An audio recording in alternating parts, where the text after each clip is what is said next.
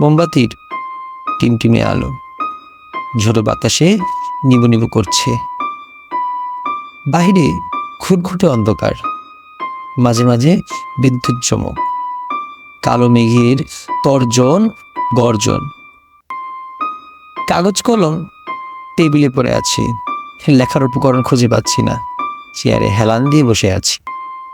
হঠাৎ সজোরে দরজায় কড়াড়ার শব্দে কিছুটা হকচকিয়ে উঠি। এই ঝড় বাদলের রাতে আবার কে এলো? কিছুটা অলস পায়ে হেঁটে দরজা অব্দি গিয়ে বিরক্ত স্বরে বললাম, কে? ওপাশ থেকে হন্তদন্ত মেয়েলি গলায় বলে, দরজাটা খুলুন, আমি খুবই নিরুপায় হয়ে এখানে এসেছি, প্লিজ দরজাটা খুলুন। মেয়ে মানুষ বিপদে পড়েছে, একজন পুরুষ মানুষের দায়িত্ব তাকে সাহায্য করা। তাই তো বীর দর্পে সাহসী হাতে খুলে দিলাম আমার ভাঙা কুটিরের সিংহদ্বার। চপল পায়ে চটল কন্যা ঘরে প্রবেশ করে দপ করে চেয়ারে বসে পড়ে আর পা দুলাতে দুলাতে বলে, এক কাপ চা হবে? রূপসী রূপের মায়ায় আটকে যাওয়া চোখের ঘোর যেন কাটছেই না। কোথা থেকে এলো এ পরি? এ যে আমার ভাঙা ঘরের চাঁদের আলো। বিধিগ্রস্ত হয়ে পড়ি তার অতিথিয়তায়।